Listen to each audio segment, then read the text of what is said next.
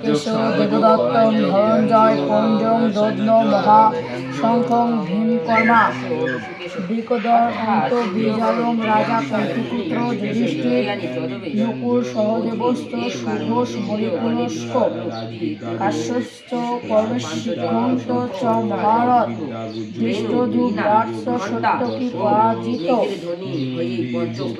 দ্রৌপদেস্ত সর্বত্র পৃথিবীপথে সৌভদ্রস্ত মহাবাস্য শঙ্খাং জন্ম পৃথক পৃথক ঋষিকেশ পঞ্চজনাং শঙ্খ বাজালেন ঋষিকানাম ইন্দ্রিয়ানাম ঋষিকেশ অর্থাৎ ইন্দ্রিয়গণের যিনি ঈশ্বর তিনি ঋষিকেশ ইন্দ্রিয়াণি বশে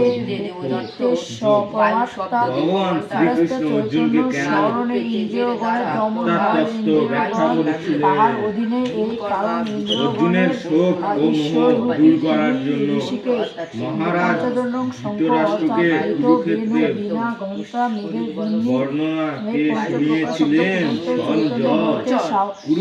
সাধনকালে উদ্ঘটিত হইতে লাগিল।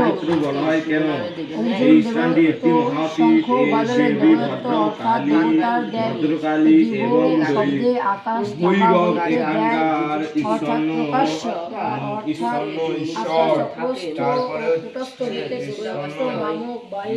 স্থানীয় ঈশ্বর আত্মতত্ত্ব এক বাহিনী বলতে সৈন্য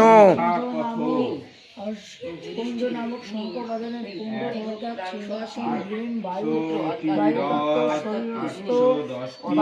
তত্ত্বসমূহের মধ্যে নবচর নামে একটি বায়ু আছে। সেই বায়ুতে সিংহনাদের ন্যায় শব্দ হয়ে সিংহনাদ ও প্রাণবায়ু ভিন্ন হইতে লাগলো।